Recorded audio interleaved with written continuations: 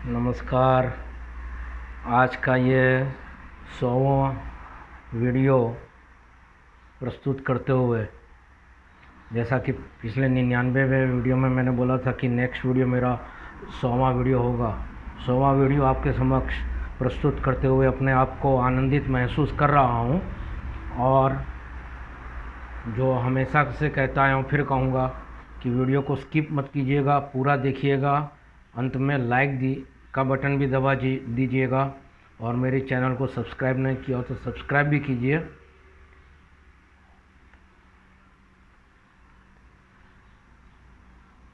अपने वतन में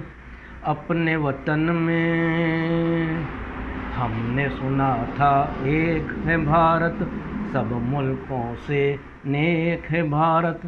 लेकिन जब नज़दीक से देखा, सोच समझ कर ठीक से देखा, हमने नक्शे और ही पाए, बदले हुए सब तौर ही पाए।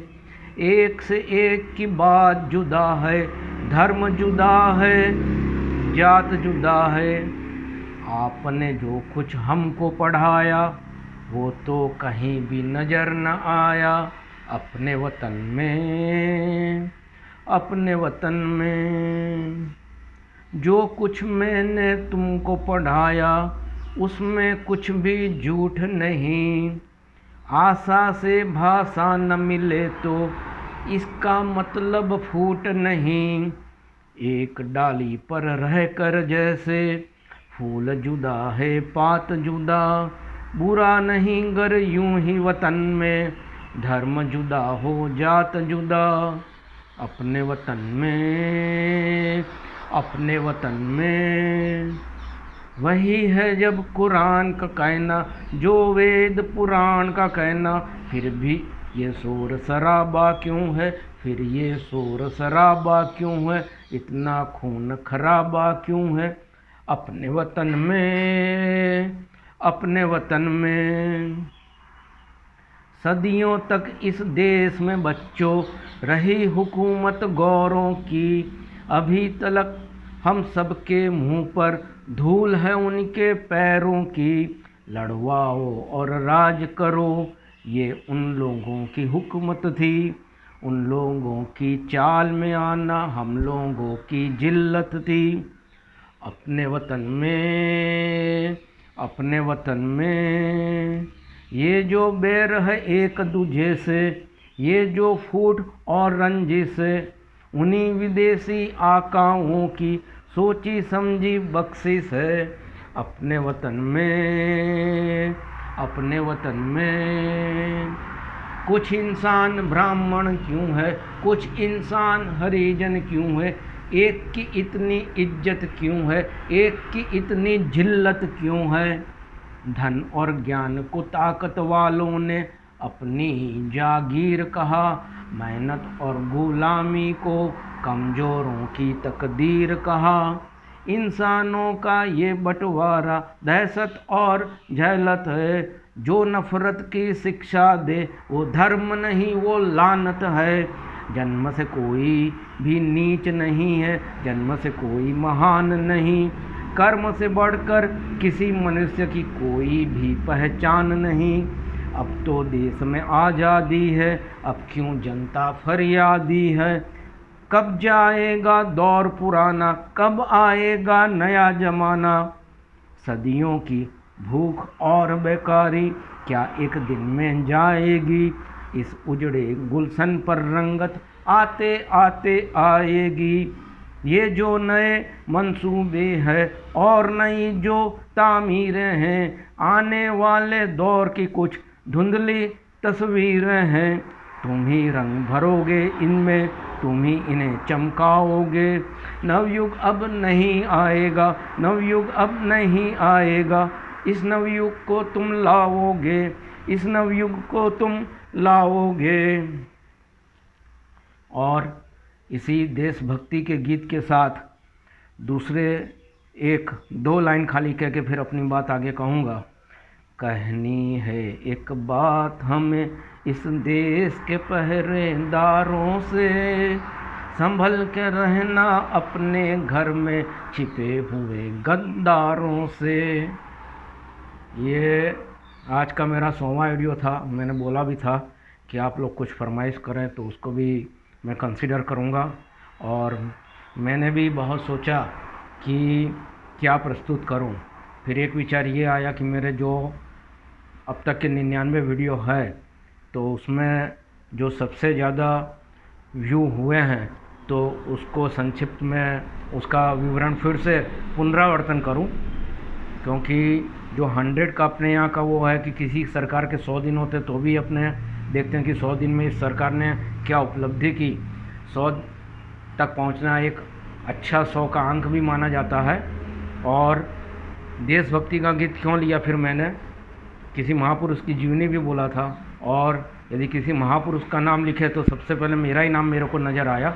इसलिए भी नज़र आया अपनी आत्म प्रशंसा करने के लिए नहीं, लेकिन कई लोग मेरे पब्लिक लाइफ को नहीं जानते हैं तो उनको कुछ बताने के लिए कि जैसे अभी कॉरपोरेट सेक्टर में या कहीं जॉब में जाए तो यही पूछते हैं कि आप अपने बारे में बताइए। तो अपनी आत्मकथा जीवनी है कि आप अपने बारे में बताएं। फिर प्रश्न आता कहाँ से बताएं, कि जो सार्वजनिक 10th की एग्ज़ाम पास की वहाँ से बताएं या कहीं और से बताएं। और जब बताना वो भी होता है तो फिर अंत में परिणाम में कि लक्ष्य क्या है वो भी बताना पड़ता है। तो मेरे लिए तो मेरी अपनी जीवनी लगभग तैयार सी थी, लेकिन फिर ये भी है कि अपने आप में बोलना भी ज़्यादा ठीक नहीं। लेकिन आज के भास्कर में भी देख रहा था कि सेल्फ पब्लिशिंग का एक हेडिंग भी दिया हुआ है। तो ठीक है, जब पूरी मेरी खुद की षष्ठी पूर्ति होगी तो आत्मकथा लिखूंगा या छपवाऊंगा। अभी तो डिजिटल का दौर है तो हो सकता कि उसको इसमें भी ले लूं। तो देश का आज़ादी का 75वां वर्ष चल रहा है। 100वां ये मेरा वीडियो है, लेकिन मेरा खुद का ये 76वां वीडियो है। और जो 24 वीडियो है वो कुछ जो अच्छे वीडियो थे वो मैंने अपनी चैनल में लिए हैं। चैनल में तो कई लिए थे, जो क्लेम है उसको निकाल दिए, जो क्लेम नहीं हुए हैं तो अभी तक चल रहे हैं मेरे चैनल पे। तो 76वां वीडियो होने पे भी हुआ कि जब देश के 75 के साल हो रहे हैं तो अभी तक 99 वीडियो में कहीं देशभक्ति का गीत भी नहीं था। तो एक देशभक्ति का गीत मतलब 26 जनवरी के बाद मेरी लगभग चैनल में ज़्यादा तक मैंने अपना रिकॉर्डिंग दिया है, और 15 अगस्त तो अभी भी लगभग 1 महीना 10 दिन बाकी है। तो मैंने कहा कि ये आज़ादी का 75वां वर्ष भी चल रहा है और ये देशभक्ति का गीत भी लेता हूँ। और उस 76 वीडियो में आधे बाजार के थे और आधे में जो गुजराती गरबा भजन या हिंदी फिल्मों के गीत या गैर हिंदी फिल्म, मतलब आधे 75 में उसमें भी 4 से 5 कैटेगरी हो जाती थी। ये कोई गौशाला या राजनयिक एक गीता पढ़ाना, इन सब विषयों पे भी बोला है, तो बहुत कैटेगरी हो जाती थी।